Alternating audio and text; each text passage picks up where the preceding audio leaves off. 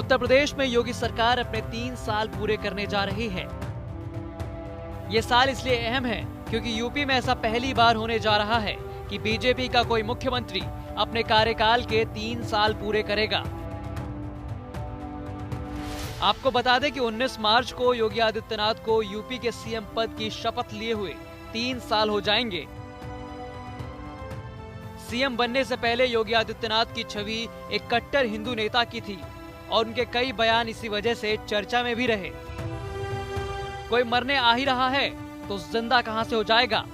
योगी आदित्यनाथ ने बजट सत्र के दौरान 19 फरवरी 2020 को सदन में नागरिकता संशोधन कानून को लेकर लखनऊ में हुई हिंसा और उसमें मारे गए प्रदर्शनकारियों पर अपने ही अंदाज में विपक्ष पर हमला बोला था। जो 19 और 20 दिसंबर को हिंसा हुई, पुलिस और प्रशासन के कार्यों की तारीफ की जानी चाहिए कि उत्तर प्रदेश में दंगा नहीं हुआ, एक भी दंगा नहीं हुआ। और इसलिए भाई अगर कोई मरने के लिए आ ही रहा है तो जिंदा कहां से हो जाएगा। लेकिन पुलिस की गोली से कोई नहीं मरा है, जो मरे हैं उपद्रवियों की ही गोली से मरे हैं। पुरुष घरों में रजाई में सो रहे हैं और महिलाएं धरने पर बैठी हैं। महिलाएं कहती हैं कि पुरुष बोलते हैं कि अब हम असक्षम हो चुके हैं, आप धरने पर जाकर बैठो। 22 जनवरी 2020 को सीएम योगी आदित्यनाथ ने कानपुर में सीएए के समर्थन में आयोजित रैली में ये बयान दिया था।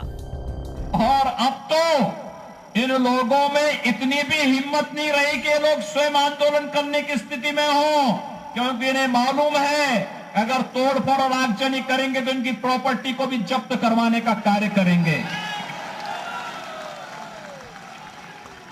अब इन्होंने क्या किया है, अपने घर की महिलाओं को चौराहे चौराहे पर बिठाना प्रारंभ कर दिया है।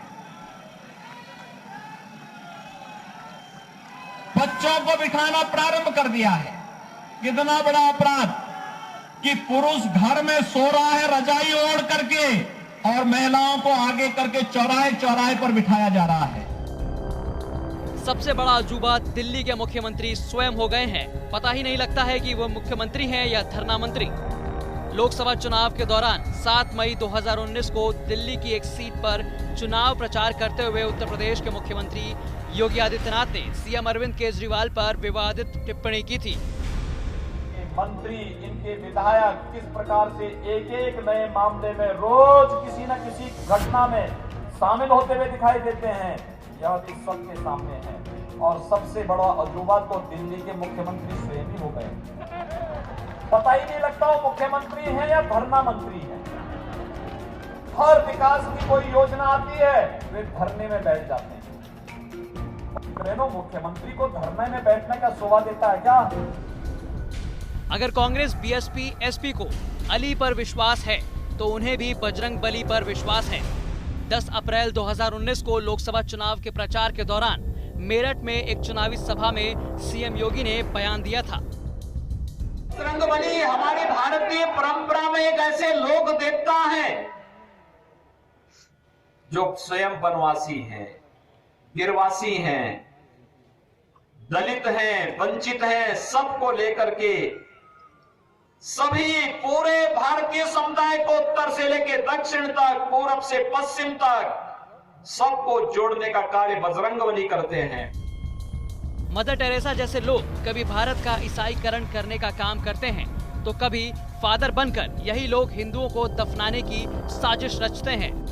20 जुलाई 2016 को यूपी के बस्ती में योगी आदित्यनाथ ने एक कॉलेज परिसर में आयोजित रामकथा कार्यक्रम में मदर टेरेसा को लेकर आपत्तिजनक टिप्पणी की थी।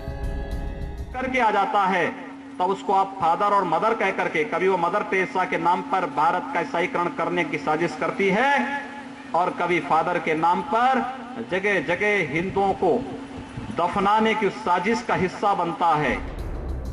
हाफिज सईद और शाहरुख खान की भाषा में कोई अंतर नहीं है। 4 नवंबर 2015 को योगी आदित्यनाथ ने बॉलीवुड एक्टर शाहरुख खान पर हमला बोला था। भारत को बदनाम करने वाले लोग अपनी वास्तविकता और अपनी औकात को भी समझेंगे। एक बार जामा मस्जिद के इमाम ने पाकिस्तान जाकर के देखा था, जब कुत्तों की तरह उसको दुत्कारा गया था वहाँ से, तो उसी प्रकार से यही हाल इनको भी होंगे। आतंकी ऐसा कह रहा है? मैं कह रहा हूँ ना, चाहे ये लोग आतंकी भाषा ही यहाँ बोल रहे हैं, मुझे लगता है शाहरुख खान की भाषा में और हाफिज सईद की भाषा में कोई अंतर नहीं है। जिनको सूर्य में भी सांप्रदायिक नजर आती है, मैं उनसे विनम्रता से कहूंगा कि वो समुद्र में जाकर डूब जाएं। 9 जून 2015 को योगी आदित्यनाथ ने वाराणसी में ये कहा था, इस संपूर्ण ब्रह्मांड की ऊर्जा के स्रोत है सूर्य, और वहां सूर्य यदि किसी को सांप्रदायिकता नजर आती है तो मैं उनसे विनम्र अनुरोध करूंगा या वो समुद्र में डूब के डूबने के लिए चले जाएं या किसी अंधेरी कोठरी में। यूपी तक से अंकित सिंह की रिपोर्ट।